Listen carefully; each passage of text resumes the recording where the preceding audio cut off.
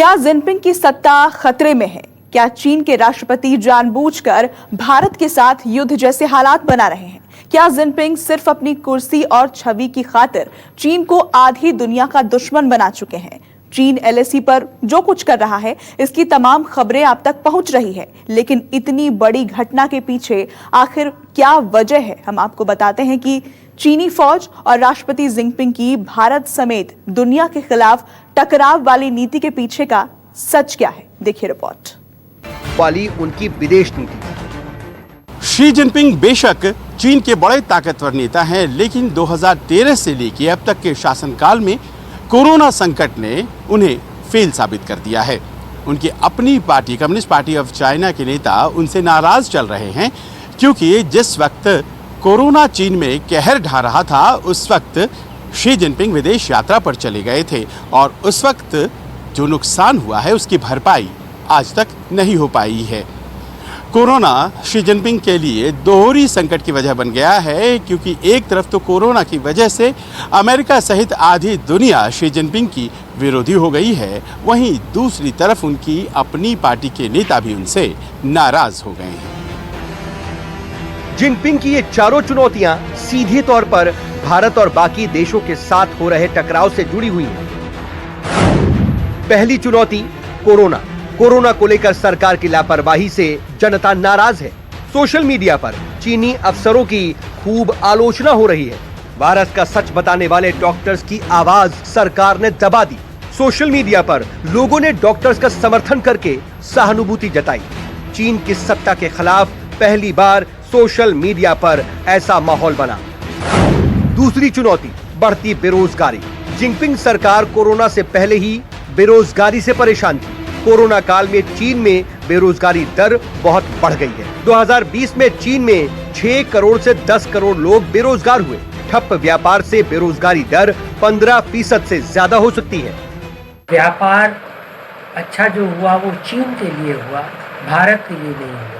और जब भारत में इसके खिलाफ आवाज उठने लगी, आप देखें 3-4 महीने पहले से ही, और तब चीन के कान खड़े हो गए।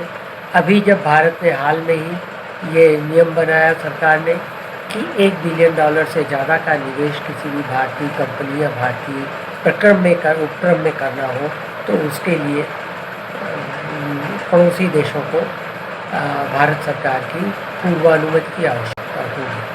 चीन ने इस पर एतराज़ जताया, क्योंकि चीन का ये आइडिया था कि वो अपना सारा निवेश भारतीय कंपनियों को ज़्यादा से ज़्यादा अपने कब्जे में कर। जिनपिंग को लेकर अब हालात ऐसे हो चुके हैं कि सत्ताधारी पार्टी के नेता सिर्फ दिखावे के लिए एक दूसरे के साथ होने का दिखावा कर रहे हैं, क्योंकि जिनपिंग की सरकार और पार्टी दोनों हर मोर्चे पर नाकाम रहे हैं।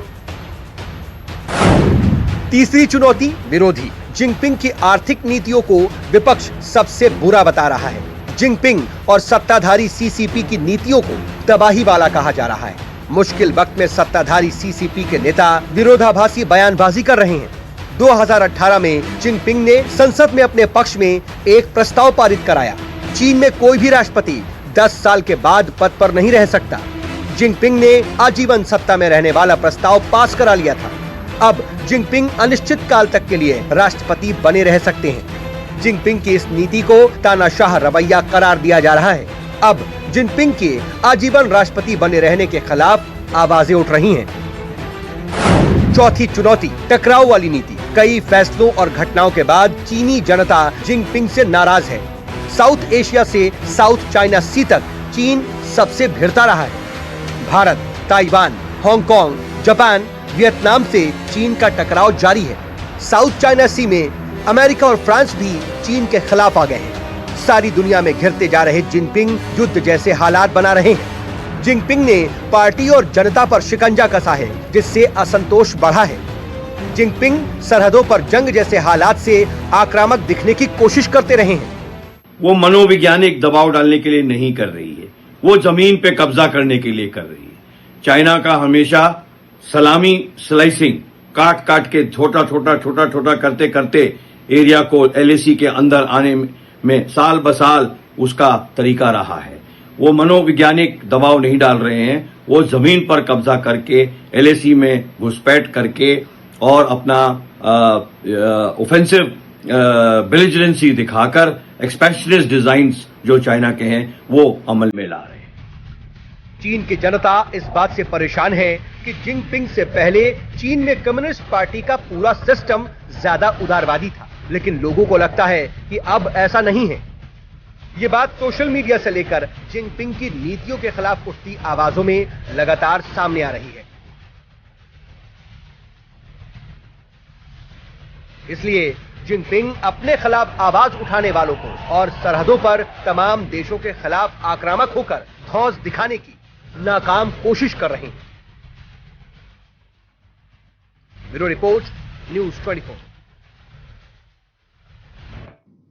दरअसल कोरोना काल में चीन के राष्ट्रपति जिनपिंग के लिए हर तरफ से कई मुसीबतें आ गई हैं। कोरोना ने उनकी नीतियों को फेल साबित कर दिया तो आर्थिक मोर्चों पर वो काफी पिछड़ते हुए नजर आ रहे हैं। ऐसे में अपनी नाकामियों को छिपाने के लिए वो भारत समेत दुनिया के कई देशों से बेवजह टकरा रहे हैं। ऐसा करके वो चीन की जनता को ये दिखाना चाहते हैं कि वो राष्ट्रहित के मुद्दों पर एक आक्रामक नेता हैं, जबकि उनकी इन्हीं नीतियों की वजह से चीन बहुत बड़ी मुसीबत में फंसता हुआ नजर आ रहा है। वाली उनकी विदेश नीति। शी जिनपिंग बेशक चीन के बड़े ताकतवर नेता हैं, लेकिन 2013 से लेकर अब तक के शासनकाल में कोरोना संकट ने उन्हें फेल साबित कर दिया है। उनकी अपनी party communist party of China के नेता उनसे नाराज चल रहे हैं, क्योंकि जिस वक्त कोरोना चीन में कहर ढा रहा था उस वक्त शी जिनपिंग विदेश यात्रा पर चले गए थे और उस वक्त जो नुकसान हुआ है उसकी भरपाई आज तक नहीं हो पाई है। कोरोना शी जिनपिंग के लिए दोहरी संकट की वजह बन गया है, क्योंकि एक तरफ तो कोरोना की वजह से अमेरिका सहित आधी दुनिया शी जिनपिंग की विरोधी हो गई है, वहीं दूसरी तरफ उनकी अपनी पार्टी के नेता भी उनसे नाराज हो गए हैं। जिनपिंग की ये चारों चुनौतियां सीधे तौर पर भारत और बाकी देशों के साथ हो रहे टकराव से जुड़ी हुई हैं। पहली चुनौती कोरोना। कोरोना को लेकर सरकार की लापरवाही से जनता नाराज है। सोशल मीडिया पर चीनी अफसरों की खूब आलोचना हो रही है। भारत का सच बताने वाले डॉक्टर्स की आवाज सरकार ने दबा दी। सोशल मीडिया पर लोगों ने डॉक्टर्स का समर्थन करके सहानुभूति जताई। चीन की सत्ता के खिलाफ पहली बार सोशल मीडिया पर ऐसा माहौल बना। दूसरी चुनौती बढ़ती बेरोजगारी। जिनपिंग सरकार कोरोना से पहले ही बेरोजगारी से परेशान थी। कोरोना काल में चीन में बेरोजगारी दर बहुत बढ़ गई है। 2020 में चीन में 6 करोड़ से 10 करोड़ लोग बेरोजगार हुए। ठप व्यापार से बेरोजगारी दर 15% से ज्यादा हो सकती है। व्यापार अच्छा जो हुआ वो चीन के लिए हुआ, भारत के लिए नहीं हुआ। और जब भारत में इसके खिलाफ आवाज उठने लगी, आप देखें 3-4 महीने पहले से ही, और तब चीन के कान खड़े हो गए। अभी जब भारत ने हाल में ही ये नियम बनाया सरकार ने कि $1 बिलियन से ज़्यादा का निवेश किसी भी भारतीय कंपनी या भारतीय उपक्रम में करना हो तो उसके लिए पड़ोसी देशों को भारत सरकार की पूर्वानुमति की आवश्यकता होगी। चीन ने इस पर एतराज़ जताया, क्योंकि चीन का ये आइडिया था कि वो अपना सारा निवेश भारतीय कंपनियों में करके कंपनियों को ज़्यादा से ज़्यादा अपने कब्जे में कर। क्या आप जानते हैं कि जिनपिंग ने चीन को अपने 7 साल के शासन में काफी बदल दिया है। इस बदलाव से चीन को फायदा कम और नुकसान ज्यादा हो रहा है। वन बेल्ट वन रोड में चीन ने अरबों रुपए फंसा दिए, जिससे उसकी आर्थिक हालत बिगड़ने लगी है। तो वहीं वन मैन रूल यानी सारे फैसलों का अधिकार अपने पास रखने से जिनपिंग तानाशाह रवैया अपनाने लगे हैं। इन दोनों नीतियों से जिनपिंग अपनी जनता और दुनिया की नजरों में विलन बन गए हैं।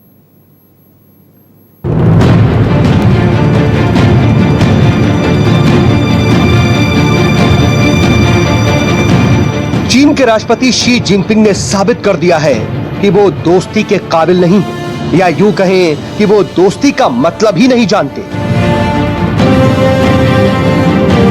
क्योंकि जिनपिंग ने जब से आजीवन राष्ट्रपति बने रहने का अधिकार हासिल कर लिया है, तब से उनकी देश और विदेश नीतियों में तानाशाही रवैया नजर आने लगा है।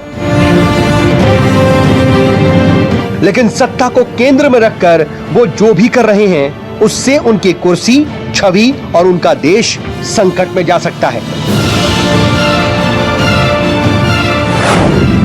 जिनपिंग ने जोर शोर से बेल्ट एंड रोड की पॉलिसी शुरू की।